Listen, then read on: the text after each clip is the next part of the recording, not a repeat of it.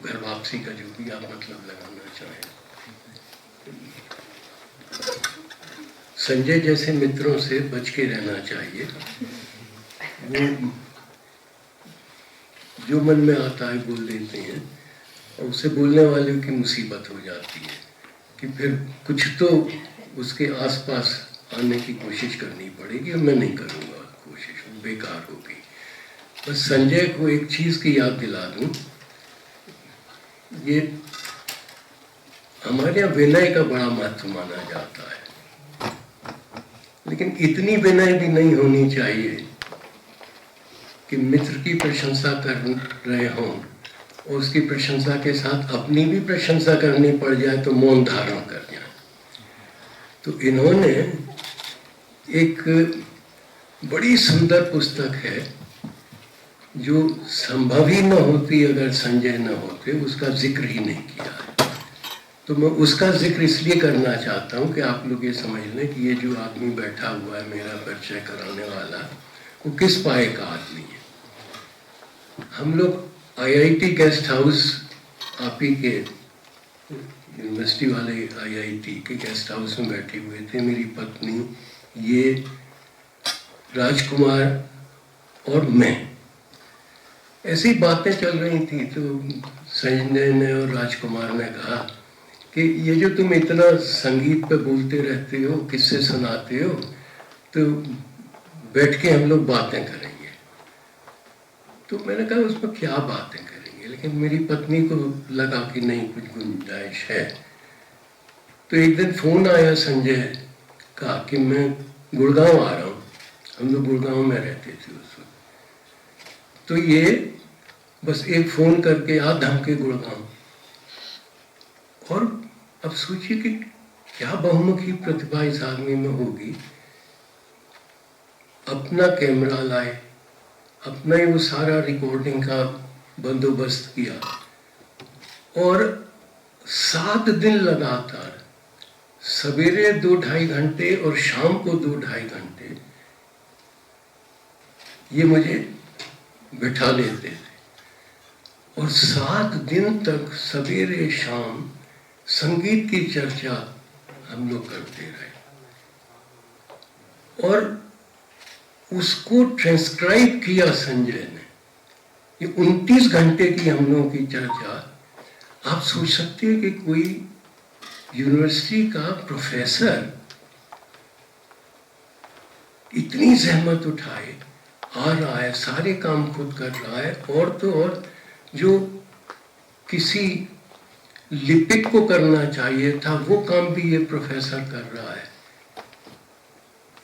और एक किताब बन गई सुर संसार सुधीर संजय संवाद। तो सुधीर संजय संवाद जो संभव ही न होती बगैर संजय के, उसका इन्होंने जिक्र भी नहीं किया। संजय तुम्हारी और मेरी किताब इतनी बुरी भी नहीं है कि तुम मौन साध जाओ उसके बारे में।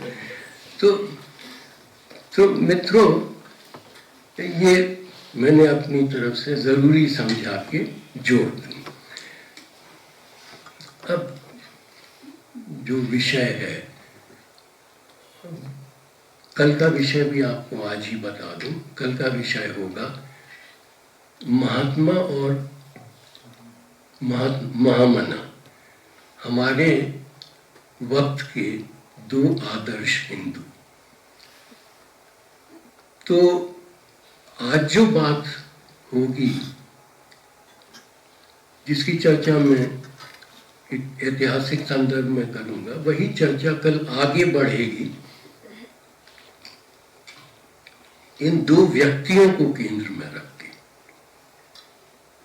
लेकिन चूंकि चर्चा का केंद्र है राष्ट्र धर्म और राष्ट्र धर्म, और चूंकि आज हमारे राष्ट्र ने एक नया रूप ले लिया है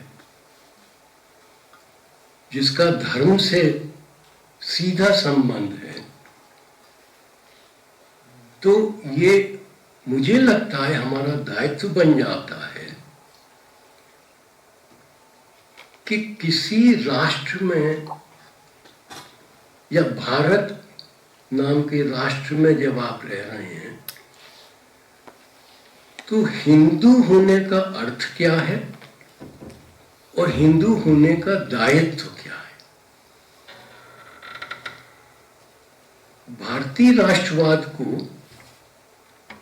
हिंदू राष्ट्रवाद कह देना बड़ा आसान है, लेकिन उसके साथ जो खतरे जुड़े हैं, जो जोखिम है, उसका सामना भी करना पड़ेगा। और मान लीजिए खुदा न खास्ता वो ही रूप कल के भारतीय राष्ट्र का होगा, तो वो हिंदू राष्ट्र कैसा राष्ट्र होगा? वो गांधी का हिंदू राष्ट्र होगा, महामना का हिंदू राष्ट्र होगा, या हिंदुत्व का हिंदू राष्ट्र होगा? ये मुझे लगता है कि एक बड़ा बुनियादी सवाल है जिसका कि हम लोगों को सामना करना पड़ेगा।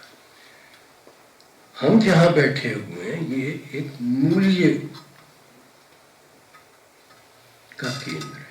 महामना के नाम से मूल्य अनुशीलन केंद्र बनाया गया है। तो जब हम कोई बात करेंगे तो तथ्य तो अपनी जगह आएंगे ही, लेकिन जो मूल्य है उस मूल्य को हम नजरअंदाज नहीं कर सकते। आप धर्म की बात करें, आप राष्ट्र की बात करें, जो भी आप बात करें, उसके आधारभूत मूल्य क्या होंगे? वो मूल्य वांछनीय होंगे या अवांछनीय होंगे? वो मूल्य सबका भला करेंगे या कुछ का भला करेंगे? तो ये मूल्य पर हमें खासतौर से अपनी नजर गड़ाए रखनी होगी कि ये कौन से मूल्य हैं जो इस सब के पीछे हैं, जो इसकी बुनियाद में है। और उस वक्त ये बहुत ध्यान देना होगा कि जो दावा किया जा रहा है वो दावा वास्तव में सही है या कहा कुछ जा रहा है और किया कुछ जा रहा है। तो ये कुछ ऐसे सवाल हैं जो मैं आपके सामने रखना चाहूंगा आज और कल। सबसे पहले भारतीय राष्ट्र से मैं अपनी बात शुरू करना चाहता हूं। उसको कह लीजिए राष्ट्रवाद, भारतीय राष्ट्रवाद। और मैं 19वीं सदी से अपनी बात शुरू करूंगा और उसमें आपका बनारस भी एक हद तक केंद्र में आ जाएगा। जब हम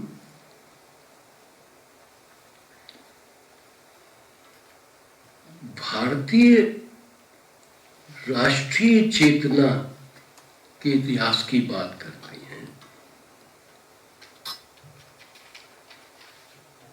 तो हमें अपनी बात भारतीय राष्ट्रीय चेतना से नहीं करनी होगी, भारतीय राष्ट्रीय चेतनाओं से करनी होगी।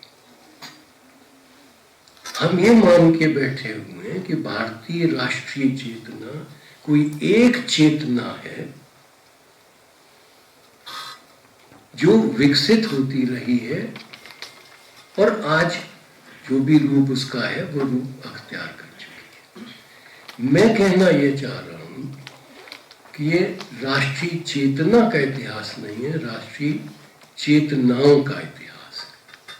अब कैसे राष्ट्रीय चेतनाओं का इतिहास है?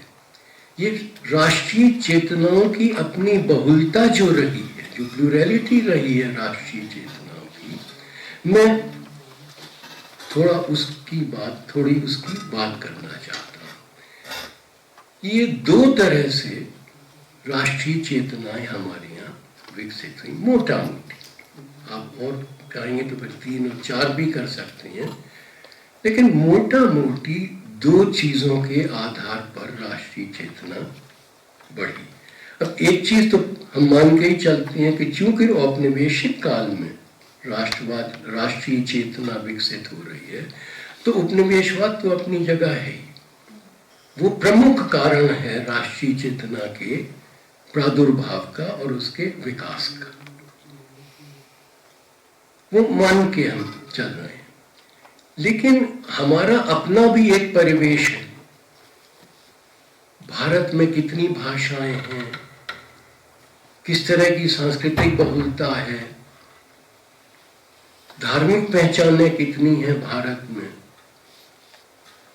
तो ऐसा तो है नहीं कि विदेशी आए, औपनिवेशिक सत्ता हमारे यहाँ हुई और हम सब भारतीय की हैसियत से औपनिवेशिक सत्ता का सामना कर रहे हैं, उसको समझ रहे हैं। हम हिंदू भी हैं, हम व्यापारी भी हैं, हम जमींदार भी हैं, हम किसान भी हैं, तरह तरह के हम हिंदू भी हैं, मुसलमान भी हैं, पारसी भी हैं, ईसाई भी हैं, और हम सबको विदेशी सत्ता का जो अस्तित्व है हमारे यहाँ, उसका सामना करना पड़ रहा है।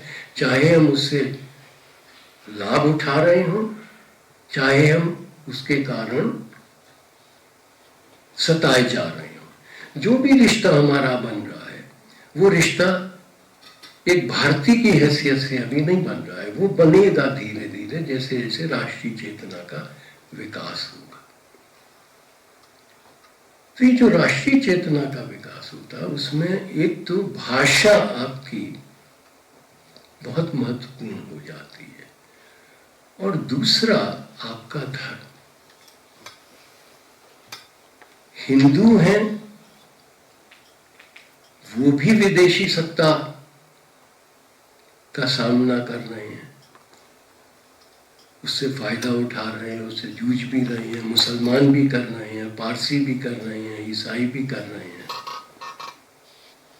और हमारे यहाँ ये भ्रांति हो गई है कि ईसाई तो अंग्रेजों के चहेते थे, तो उनको क्या था, उनको तो फायदे ही फायदे होते थे। असल तो हमारा था, यानी हिंदुओं का या मुसलमानों का। ये बात इतनी आसान नहीं है। अगर मेरे पास समय हुआ तो मैं केवल भारतीय ईसाइयों का विदेशी सत्ता के साथ क्या संबंध रहा और भारतीय ईसाइयों ने भारतीय राष्ट्रवाद के लिए कितना काम किया है, कितना योगदान उनका रहा है, उसकी भी बात अगर समय हुआ तो मैं करना चाहूंगा। तो एक तो मैं ये आपके सामने रखना चाहता हूं कि कौन कौन सी राष्ट्रीयताएं या राष्ट्रीय चेतनाएं विकसित हो रही हैं। और दूसरी एक बात और कहना चाहता हूं कि मैंने बहुत जवानी में राष्ट्रवाद का अध्ययन शुरू कर दिया। कुछ ऐसा इत्तेफाक हुआ और हम सबका अपना एक निजी इतिहास होता है। मैं मैनपुरी, उत्तर प्रदेश का एक ज़िला है मैनपुरी, वहाँ पैदा हुआ, वहीं मेरे बचपन के 8 साल बीते। तो मुझे याद है, और आप सोच सकते हैं कि उम्र ही क्या रही होगी, लेकिन उस छोटी सी उम्र में मैंने पंडित सुंदरलाल की एक किताब, हिंदी में किताब थी, भारत में अंग्रेजी राज, वो पढ़ी और जितना कुछ मैं समझ सकता था, कोई ऐसी विधिवत पढ़ाई तो उस वक्त तक संभव ही नहीं थी। और मुझे याद है कि मैं फूट फूट के रो रहा था उस किताब को पढ़ते हुए कि अंग्रेजों ने क्या हमारी दशा की, किस तरह से पीड़ित किया हम लोगों को। तो जैसे घुट्टी में ही मुझे ये मिल गया। फिर इत्तेफाकन एमए भी मैंने अंग्रेजी इतिहास में किया। अंग्रेजी मेरे मुंह से निकल गया तो वो असत्य नहीं है। मेरे पिता ने मुझे इलाहाबाद यूनिवर्सिटी भेजा। वो समझते थे भाई इलाहाबाद यूनिवर्सिटी से अच्छी तो यूनिवर्सिटी हिंदुस्तान में कोई है ही नहीं, वो खुद इलाहाबाद यूनिवर्सिटी के प्रोडक्ट थे। और अंग्रेजी में उन्होंने मेरा दाखिला करा दिया। 15 दिन मैंने अंग्रेजी MA की पढ़ी और उसके बाद वहाँ एक डिप्टी रजिस्ट्रार थे मोहिले जी। मोहिले जी मेरे पिता के बड़े भाई की तरह थे नागर ब्राह्मण, लेकिन वो यूपी में रच बस गए थे। तो मैं गया एक दिन उनके घर, मैंने उनके पैर छुए तो कहा खुश रहो बेटा। मैंने कहा ताऊ जी खुश तो तब रहे जब आप अंग्रेजी मेरी छुड़वा दीजिए। तो बोले दिमाग खराब है। मैंने कहा नहीं ताऊ जी, मेरा इतिहास में आप बोलिए कोई तुम्हारा एडमिशन अंग्रेजी में हुआ है, थोड़ी ये घर की खेती है। 15 दिन में अंग्रेजी का कर रहे हो, अब इतिहास का। मैंने कहा चाहता हूँ जी अब आप जो कुछ करें। तो बोले प्रकाश से पूछ लिया है मेरे पिता। तो मैंने कहा ताऊ जी उनसे पूछेंगे तो ये होगा ही नहीं। बोले फिर तो मैं नहीं करूँगा। मैंने कहा ताऊ जी आप किसी, आप बड़े भाई हैं मेरे पिता के, आप समझ लीजिए मेरे कारण। तो मैंने उनको समझाया। मैंने कहा ताऊ जी जिंदगी बर्बाद हो जाएगी अंग्रेजी में, इतिहास में कुछ तो कर लेंगे। तो वो अच्छा बेटा कल आ जाना। तो मेरा एडमिशन वो ट्रांसफर हो गया मेरा। तो मैंने इतिहास में MA किया। और उस वक्त जिस तरह मैंने चीजें पढ़ी, उसी वक्त RC दत्त की 1857 वाली किताब आई थी। मैंने 58 से 60 MA किया तो 57 में ये किताब आई, मैं 58 में पढ़ रहा था। जैसे आपके यहाँ sir Sundarlal medical hospital college है, ऐसे ही हमारे यहाँ सर सुंदरलाल हॉस्टल था।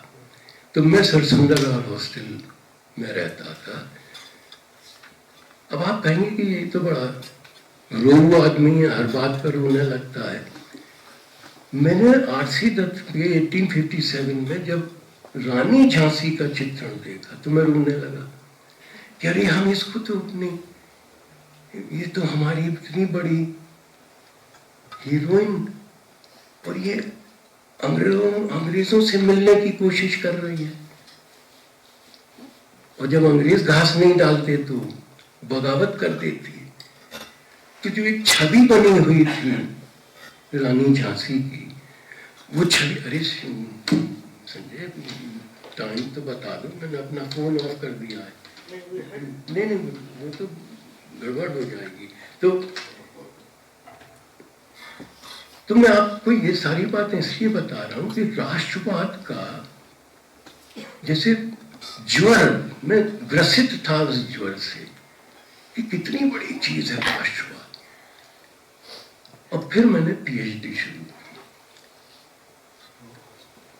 और PhD का मेरा विषय था भारतीय राष्ट्रवाद की पृष्ठभूमि 1858 से लेके 85 तक। 58 यानी 57 के बाद, और 85 मतलब कांग्रेस के अधिवेशन से पहले।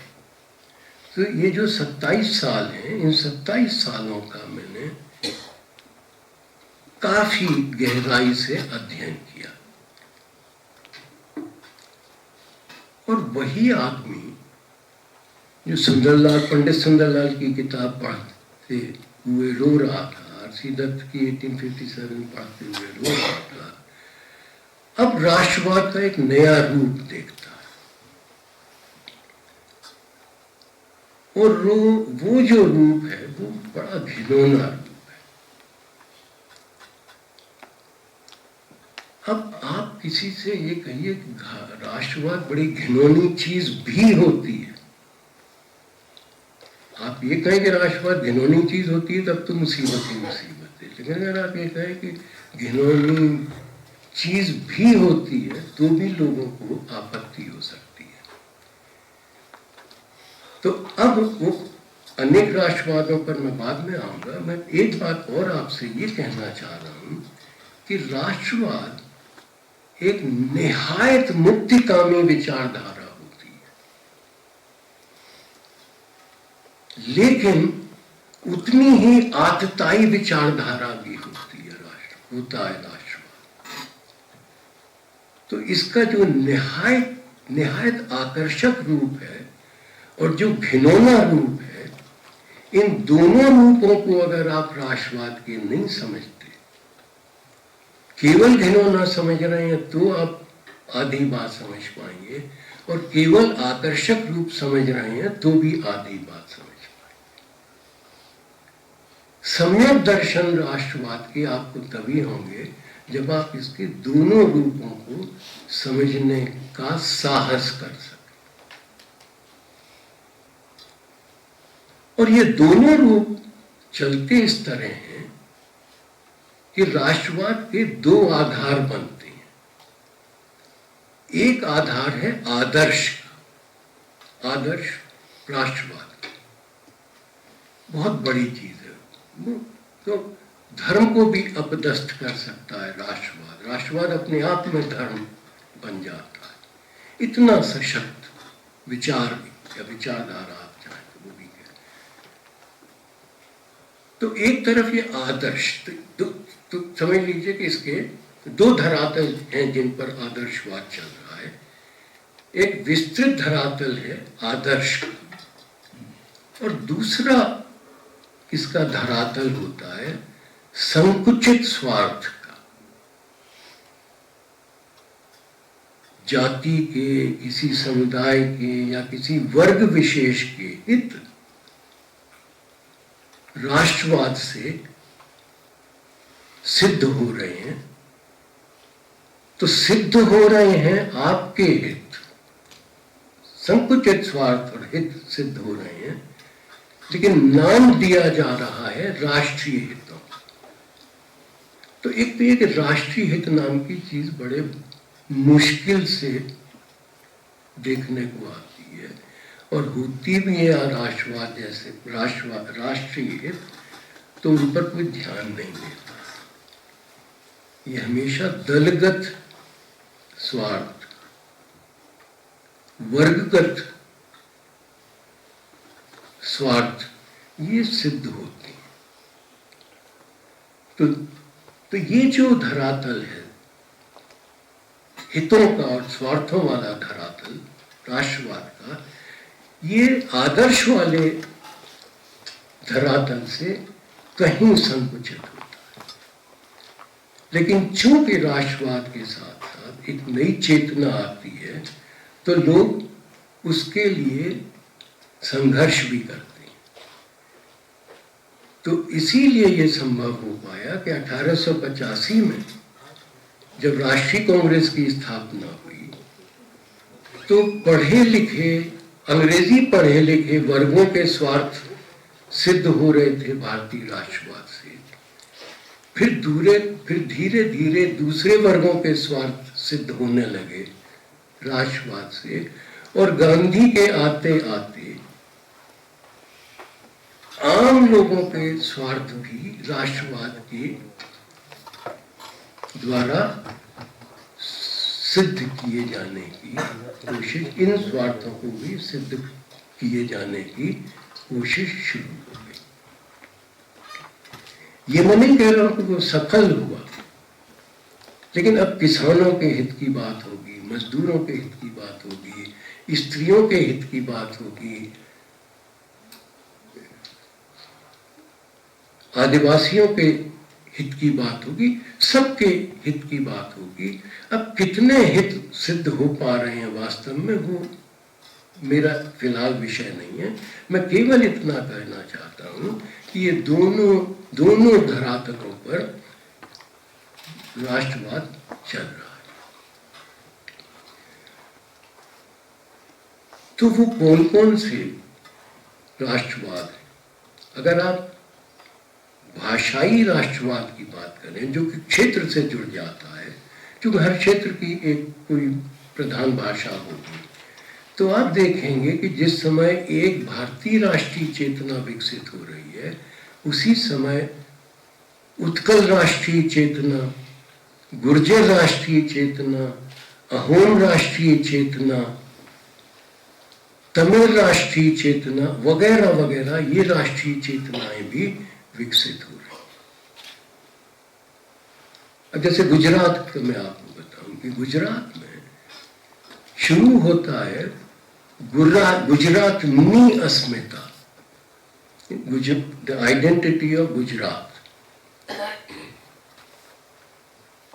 गुजरात के एक बड़े कवि और साहित्यकार हुए नर्मदा शंकर लाल शंकर दवे। तो नर्मद ने शुरू नहीं किया, लेकिन इसको बहुत पॉपुलराइज किया, गुजरातनी अस्मिता। और उन्होंने तो वर्चुअली एक नेशनल जैसे गुजराती ने एंथम तैयार कर दिया, जय जय गरवी गुजरात। तो आज भी जय जय गरवी गुजरात गाया जाता है, याद किया जाता है। और यही गुजरातनी अस्मिता जो है, ये के मुंशी के आते आते, के मुंशी तो कांग्रेस के बड़े नेता थे, गुजरातनी राष्ट्रीय अस्मिता बन जाती है। तो ये जो राष्ट्रीय जोड़ता है, तो उत्कल राष्ट्र, उड़िया। अब देखिए मेरे पास समय नहीं है, वरना मैं आपको बताता कि इनके आपसी संबंध क्या है। जब उत्कल राष्ट्रवाद पनप रहा है और अहोम राष्ट्रवाद, असमीज नेशनलिज्म पनप रहा है, तो उनका जो सीधा मुकाबला हो रहा है वो अंग्रेज से नहीं हो रहा, वो बंगाली से हो रहा है। बंगाल प्रेसिडेंसी चूंकि इतनी बड़ी थी, और बंगाली ये मानते थे कि उड़िया और असमिया ये तो उनकी बोलियां हैं। वो मैं आपको बताऊं कि एक बड़े असमिया साहित्यकार हुए हैं,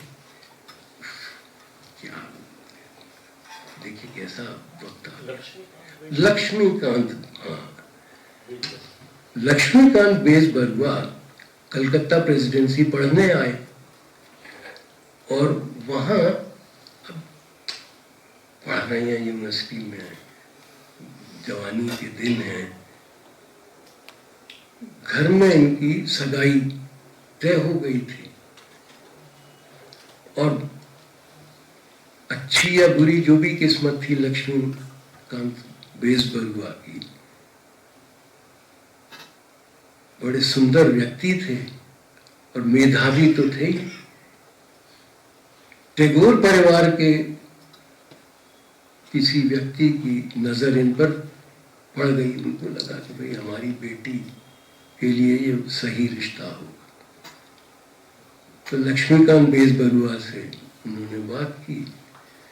अब आप सोचिए कि टैगोर परिवार कोई ऐसा वैसा परिवार है कलकत्ता में, इससे प्रतिष्ठित परिवार तो कोई था ही नहीं। तो लक्ष्मीकांत ने लिख दिया अपने अम्मा बाप को कि मैं तो वो नहीं शादी करूंगा, मैं यहाँ शादी कर रहा हूँ। तो लक्ष्मीकांत बेजबरुआ अपनी आत्मकथा में लिखते हैं कि एक दिन रोबी काका ने मुझसे कहा, रोबी काका, आप लोग समझ गए किसकी बात कर रहा हूं। तो रोबी काका ने पूछा कि तुम लिखते हो? तो मैंने कहा जी मैं लिखता हूं। तो आगे बात की, तो जब उनको पता लगा कि ये असमिया में लिखता है, तो उनका कि तुम्हारा दिमाग खराब है, असमिया में लिखते हो, बांग्ला में लिखो। तो सोचिए कि रोबी काका तक ये मान रहे हैं कि साहित्य अगर अच्छा लिखना है तो वो तो बांग्ला में ही हो सकता है, बांग्ला के किसी बोली में थोड़ा ही तुम नाम कर सकते हो। तो ये जो इनका क्षेत्रीय राष्ट्रवाद है, इसकी पहली मुठभेड़ बांग्ला से होती है, उत्कल की भी और असमीज की भी, अहोम की भी। लेकिन मेरा इस वक्त ये इरादा नहीं है कि मैं इन राष्ट्रवादों की बात आपसे करूं। मैं केवल ये बता रहा हूं कि भारतीय राष्ट्रवाद भी विकसित हो रहा है, और जिसको आप क्षेत्रीय राष्ट्रवाद कहें, कहते रहिए कि contradiction in terms, there is no contradiction in terms. वो सिर्फ समझ का फर्क ये है कि आप राष्ट्रवाद किसे कह रहे हैं। दूसरा, अब ये महत्वपूर्ण पहलू है जिस पर मैं आना चाहता हूं, और वो महत्वपूर्ण पहलू है धर्म। अब मुझे लगता है कि ये थोड़ी नाजुक बात है, और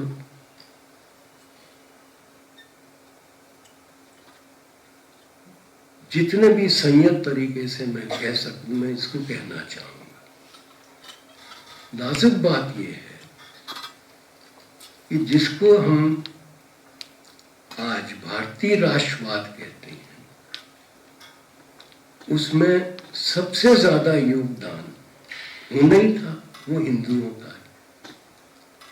भाई हिंदू बहुल देश है तो हिंदू बहुल राष्ट्रवाद तो हो ही जाएगा, लेकिन हिंदू बहुल से मतलब तो नहीं कि वो हिंदू राष्ट्रवाद हो जाएगा।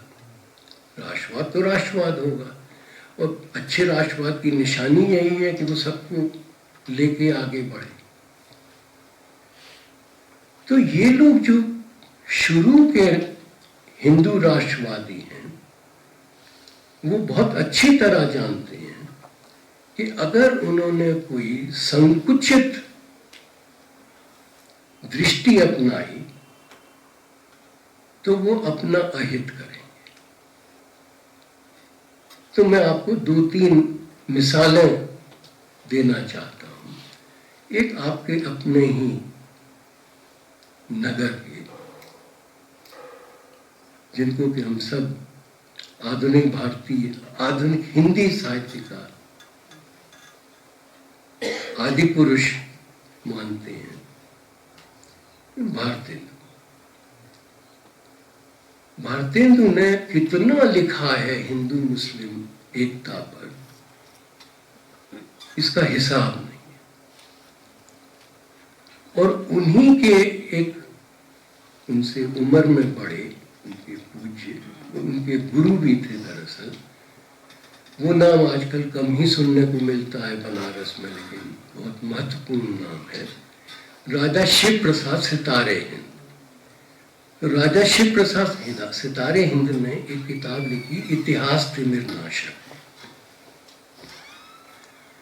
ये हिंदुस्तान का इतिहास है। इतिहास तिमिर, इतिहास का अंधकार, इतिहास के अंधकार को नाश करने वाला। तो ये इतिहास तिमिर नाशक नाम की पुस्तक इन्होंने लिखी। और कभी जब आप लोग इतिहास पढ़ेंगे तो एलियट एंड डाउसन के 4 वॉल्यूम्स आप पढ़ेंगे, हिस्टोरियंस ऑफ इंडिया। तो उसमें जो मेडिवल इंडिया में मुसलमानों ने हिंदुओं पर जातियां की हैं, मुसलमान शासकों ने, उसका विस्तृत विवरण आपको इसमें मिलेगा। भारतेंदु एक मैगजीन चलाते थे, हरिश्चंद्राज मैगजीन। तो हरिश्चंद्राज मैगजीन में इतिहास तिमिर नाशक का एक लंबा रिव्यू छापा गया, इन ऑर्थोडॉक्स हिंदू के नाम से। संभव है कि भारतेंदु ने खुद ये लिखा। उन्होंने खुद लिखा या नहीं लिखा, लेकिन उनके अपनी मैगजीन में ये छपा, जिसमें कि सितारे हिंद की कटु आलोचना की गई कि वो हिंदू मुस्लिम विग्रह पैदा कर रहे हैं, एलियट की गलत हिस्ट्री को आगे बढ़ा। और पूरा जोर इस रिव्यू में हिंदू मुस्लिम एकता पर था, और यह कि भारत का भविष्य इसी पर निर्भर करेगा कि हिंदू और मुसलमान एकजुट होकर काम कर सकते हैं या नहीं। भारतेंदु ने और भी बहुत कुछ किया। कुरान का एक संक्षिप्त अनुवाद किया।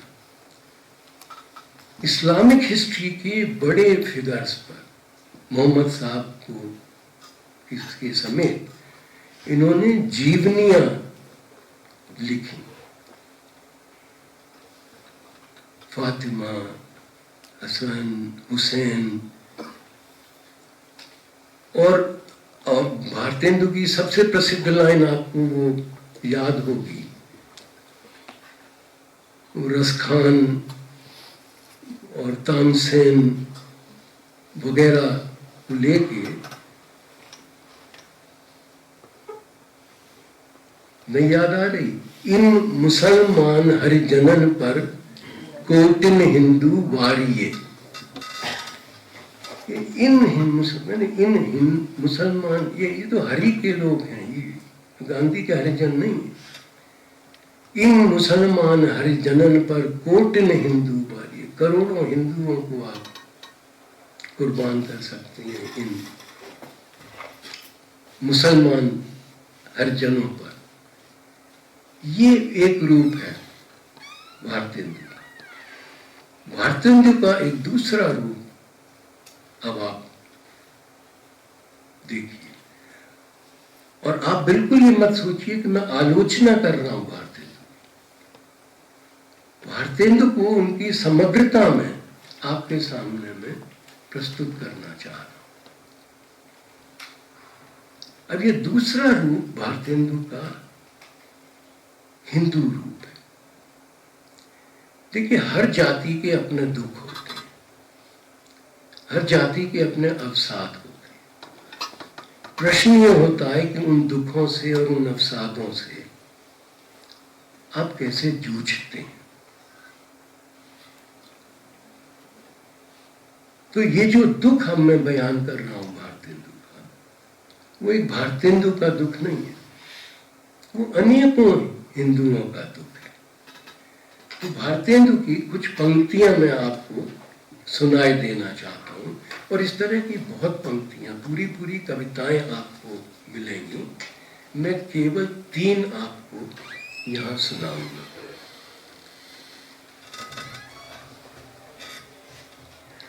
आप सोचिए कि भारतेंदु कहाँ रह रहे हैं, ये उनके लिए रोज की बात है। भारतेंदु कहते हैं, महजिद लखी विश्वनाथ ढिग,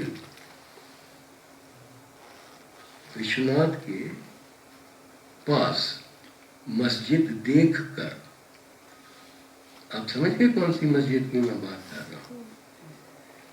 महजिद लखी विश्वनाथ ढिग, परे ये जो घाव, दिल में जो घाव पड़े हैं, आप सोच सकते हैं कि भारतेंदु जैसा हिंदू जो दर्शन के लिए जाता है विश्वनाथ और ज्ञानवापी मस्जिद देखता है, अगर उसके दिल पर घाव पड़ रहे हैं तो कोई अस्वाभाविक बात नहीं। भारतेंदु की 2 और पंक्तियां सुनिए। जहां विशेषर जहां विशेषर सोमनाथ माधव के मंदिर, तहां मस्जिद बनी गई होत अब अल्लाह अकबर। अब भारतेंदु का दुख, भारतेंदु का दुख मतलब हिंदुओं का दुख। और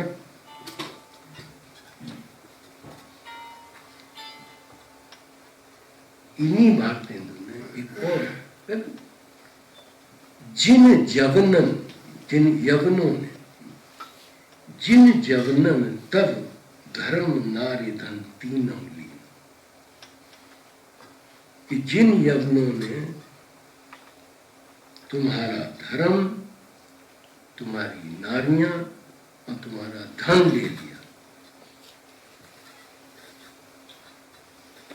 तो एक भारतेंदु वो जिनकी मैंने अभी आप बात की, हिंदू मुस्लिम ऐक्ट के प्रबल समर्थक, और दूसरी तरफ भारतेंदु ये हिंदू, दोनों एक ही व्यक्ति के अंदर समाये हुए। मैं और भी मिसालें दूंगा, लेकिन फिलहाल ये इतना जरूरी समझता हूं कहना और जब मैं एक बात कह रहा हूं तो आपसे ये भी विनती करूंगा कि अपने अंदर भी टटोलिएगा। ये सिर्फ किताब की बात नहीं हो रही है, ये मानव स्वभाव की बात हो रही है। तो ये जो भारतेंदु की मैं बात कर रहा हूं, उस बात का जो मूल्य, तो जो बुनियादी अर्थ इसका बनता है, वो बुनियादी अर्थ ये है कि तमाम पहचानों का, आइडेंटिटीज, पहचान, अस्मिता, तमाम पहचानों का पेचीदा और नित बदलता चक्रव्यूह होता है हमारा व्यक्तित्व। ये नहीं है कि आपका व्यक्तित्व जो है बस हमेशा वही रहेगा, स्थायी रहेगा। बड़ी खैरियत है कि स्थायी नहीं रहता, बदलने की, बेहतर होने की गुंजाइश रहती है। तो ये जो परस्पर विपरीत भावनाएं एक ही हिये में हिलोरें ले रही हैं, इनको समझने की कोशिश करनी होगी, क्योंकि इन्हीं हिलोरों के बीच में हिंदू राष्ट्रवाद भी पनप रहा है और भारतीय राष्ट्रवाद भी पनप रहा है।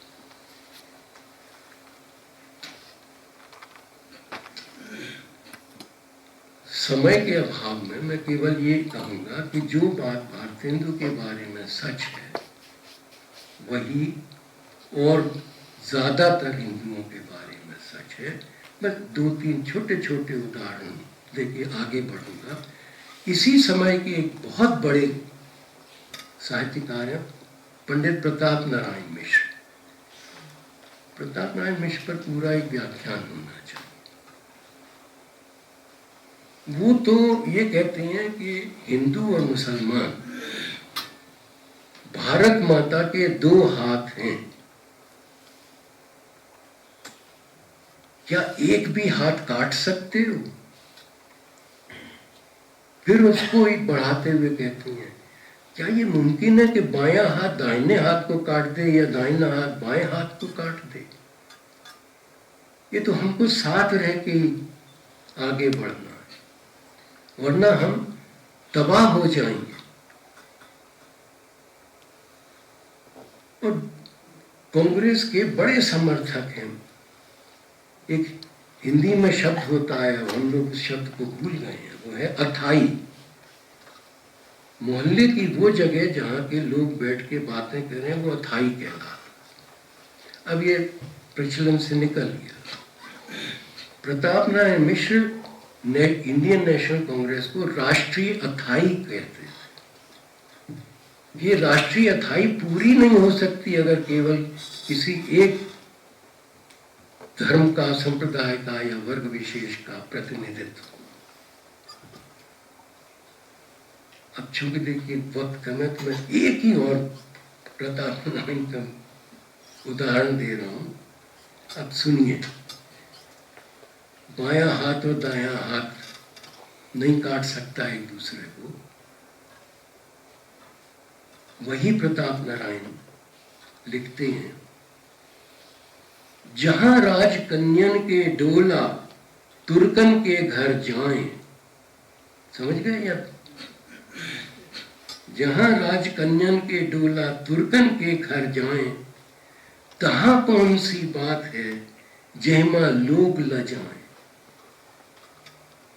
और इतना ही नहीं, तहां कौन सी बात है जहमा लोग ल जाएं, उसके बाद अरे इन हिजरन ते का होना, इन हिजड़ों से क्या उम्मीद करते हो? और ये हिजड़े कौन है? ये हिजड़े हैं प्रताप नारायण मिश्र के अपने समय के हिंदू। राजकन्याएं जब गई होंगी तब गई होंगी तुर्कन के यहाँ डोलों में, और वो भी किसी सामान्य तुर्क के घर में तो डोला नहीं गया होगा, वो तो नोबल्स के यहाँ और सुल्तान के यहाँ गए होंगे या बादशाह के यहाँ।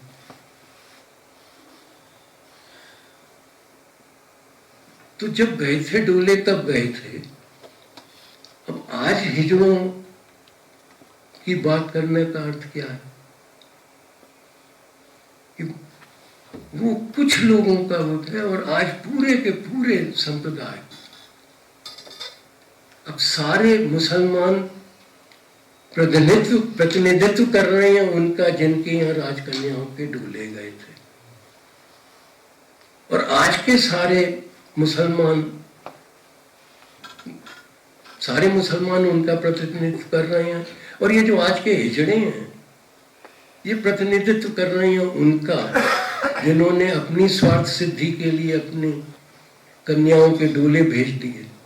तो अब सोचिए कि ये कौन सा तर्क है, लेकिन है अपनी जगह तर्क एक दुख हो रहा है।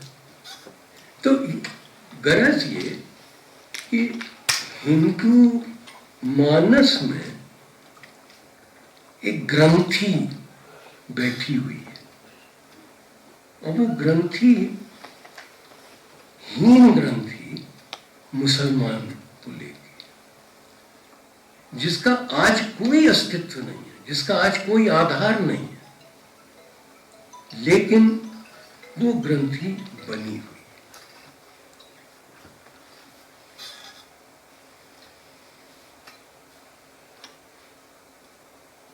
सबसे बड़ा उदाहरण इसका जो दिया जा सकता है, हिंदू चेतना इस तरह से व्यापी हुई है भारतीय चेतना में, इसकी सबसे अच्छी मिसाल अगर मेरे दिमाग में कोई बनती है, तो मुझे नहीं लगता इससे बड़ी कोई और मिसाल हो सकती है, वो है आरसी दत्त।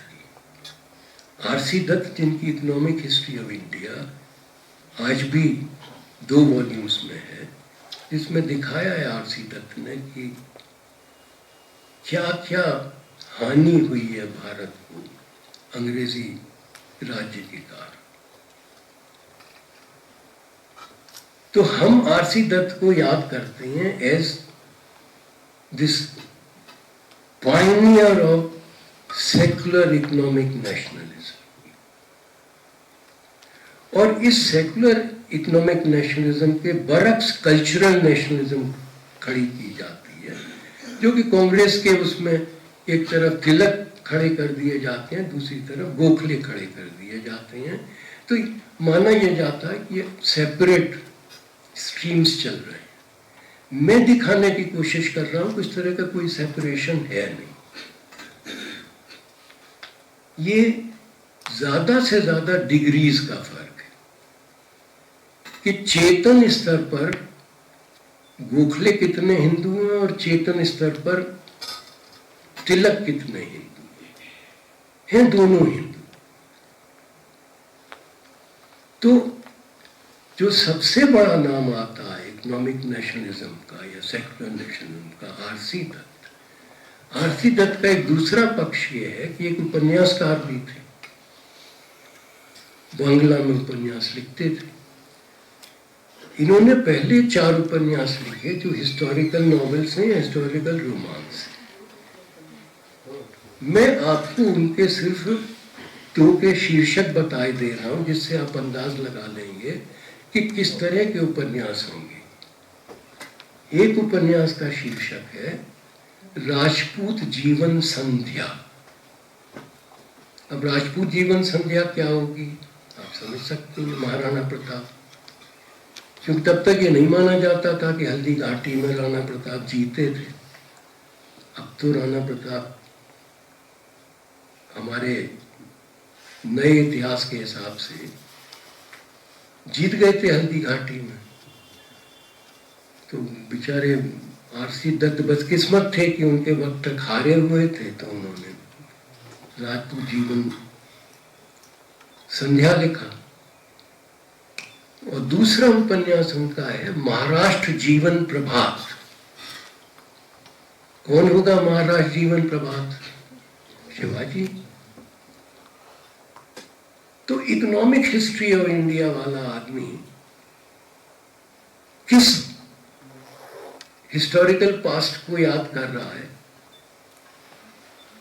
जिससे आप अंदाज लगा लीजिए।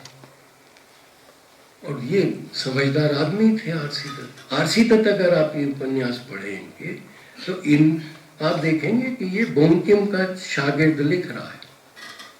बंकिम को तो हमने डाल दिया है हिंदू पाली में, बंकिम का हम कोई पेचीदा अध्ययन करने को नहीं तैयार है। तो आरसी दत्त को हमने डाल दिया है सेकुलरिस्ट पाली में।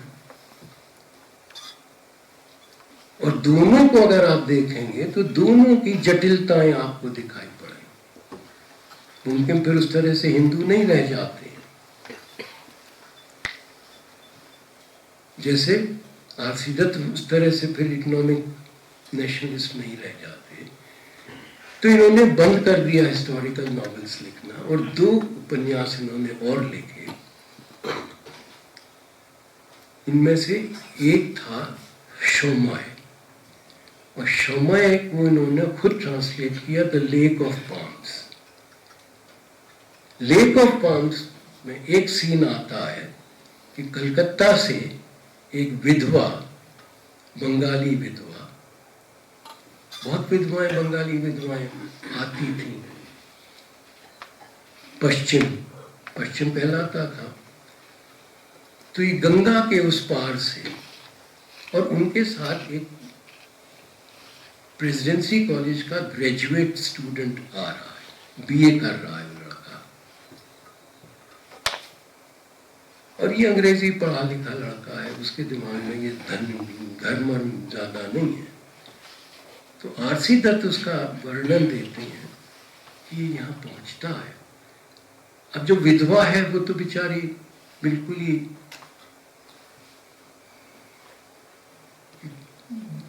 जीवन की एक बड़ी साधन इच्छा उसकी पूरी हो गई कि बनारस के दर्शन हो रहे हैं, गंगा ये नहीं, गंगा पार घाट और मंदिर दिखाई पड़ रहे हैं। और ये जो ग्रेजुएट स्टूडेंट है इसके अंदर का हिंदू जागता है आरसी दत्त के नॉवल में। और फिर वो औरंगजेब को याद करता है कि औरंगजेब ने किस तरह के अत्याचार हिंदुओं पर किए। अब मित्रों कहते हैं ना, अकलमंद को इशारा काफी हो, यहाँ तो इशारे से भी काफी हो गया है। तो आरसी दत्त से लेके भारतेंदु तक आप ये चीज देखिए और आप पाएंगे कि भारतीय राष्ट्रवाद में ये तत्व निहित है जो अवचेतन पे चलता है। क्योंकि इनमें से किसी से कहोगे देखो ये क्या तुम बात कर रहे हो, तुम तो कह रहे थे कि दायां हाथ बाएं हाथ को नहीं काट सकता, और अब कह रहे हो कि हिजरते क्या होना है, तो तुरंत कहेंगे कि नहीं ये हमारा मतलब नहीं था। तो बस मैं भारतेंदु की एक बात आपको बता दूं कि भारतेंदु ने 1878 में एक बड़ा गजब का व्याख्यान दिया था, बलिया व्याख्यान करके वो जाना जाता है, जिसका शीर्षक था भारतवर्ष की उन्नति कैसे हो सकती। और उसमें भारतेंदु ये कहते हैं कि जब मैं हिंदू कहता हूं तो मेरा मतलब हिंदू से नहीं है, जो हिंदुस्तान का रहने वाला है वो हिंदू।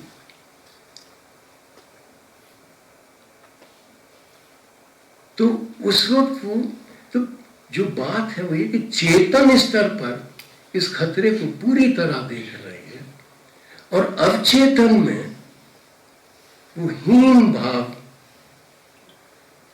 जम के गहराई से बैठा हुआ है, और वो भाव भारतीय राष्ट्रवाद को बहुत गहराई से प्रभावित करता है। और ये एक जनरलाइज्ड टेंडेंसी है। हमारे वक्त तक आते आते जो तब अवचेतन में था अब चेतन में आ गया है। और बिल्कुल अंत में मैं ये बात कहूंगा कि हम 19वीं सदी में जब मुसलमानों में इसी तरह की चेतना जागी कि हमारा अहित हो जाएगा अगर हम राष्ट्रीय कांग्रेस में गए, भारतीय राष्ट्रीय कांग्रेस में गए, और जब उनके अंदर एक चेतना जागी, मुसलमान की पृथक चेतना, तो हमने उसको मुस्लिम सेपरेटिज्म का नाम दिया। मुस्लिम संप्रदायवाद का नाम दिया। हिंदू संप्रदायवाद की बात आई तो कहा कि हिंदू तो सांप्रदायिक हो ही नहीं सकता, ये तो राष्ट्र उसी का है, तो सांप्रदायिक कहां से हो सकता है। और आज भी हमारे यहाँ न जाने कितने लोग हैं जिनकी कोशिश ये होगी कि वो कहें कि पाकिस्तान की निर्मित भी जो हुई थी वो मुसलमान संप्रदायवाद का की परिणति थी। ये उनमें से कोई मानने को नहीं तैयार है कि ये एक अलग राष्ट्रवाद था जिसकी परिणति पाकिस्तान में। तो आप ये देखिए कि एक फिनोमिनन वही है, लेकिन आपकी नजर जो है उसी फिनोमिनन को देखने की किस तरह से बदल जाती है कि जब हिंदू सांप्रदायिकता है तो वो राष्ट्रवाद है, मुस्लिम राष्ट्रवाद भी हो तो आपको सांप्रदायिकता दिखेगी। और आज वो आज तो पूरी विचारधारा का वो रूप धारण कर चुकी है, और हम बहुत ही गर्व के साथ हिंदू राष्ट्र की बात करते हैं। ये नहीं समझते और नहीं समझ पाते कि दरअसल ये है कॉन्ट्रडिक्शन इन टर्म्स। मित्रों, आज के लिए इतना ही, आगे और थैंक यू।